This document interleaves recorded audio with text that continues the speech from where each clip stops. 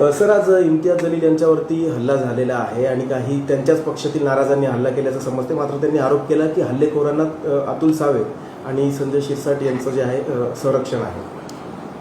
इम्तियाज जलील हा एक नंबरचा खोटारडा माणूस आहे. ब्लॅकमेल करण्यामध्ये सर्वात माहीर असलेला हा इम्तियाज जलील आहे.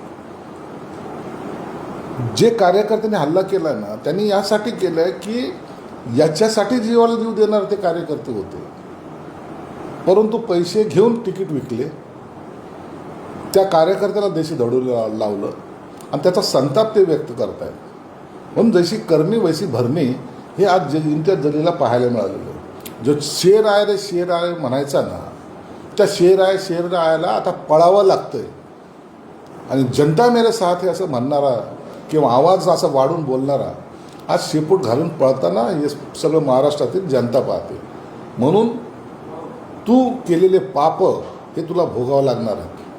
आम्हाला तुझ्या मागे पोलीस संरक्षणामध्ये काही गुंड पाठवण्याची गरज नाही आहे. ही तुझी केलेली पापाची फळं आहे. सर, तुमचं डायरेक्टली त्यांनी नाव घेतलेलं आहे. असं कुणाचं नाव घेणार आहे तो? त्या ज्या मारहाण करणारे आहेत ना, त्यांना पोलिसांनी पकडलं पाहिजे आणि त्याच्याकडून विचारलं पाहिजे, तू का दगड मारतोयस, तू का त्याच्या मागं धावतोयस, का लाटे घेऊन फिरायला लागलास. तो सांगेल ना काय झालंय ते.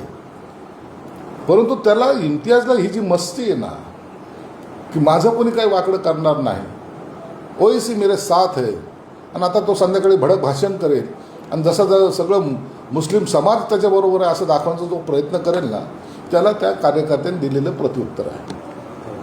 हे ऋषीदादा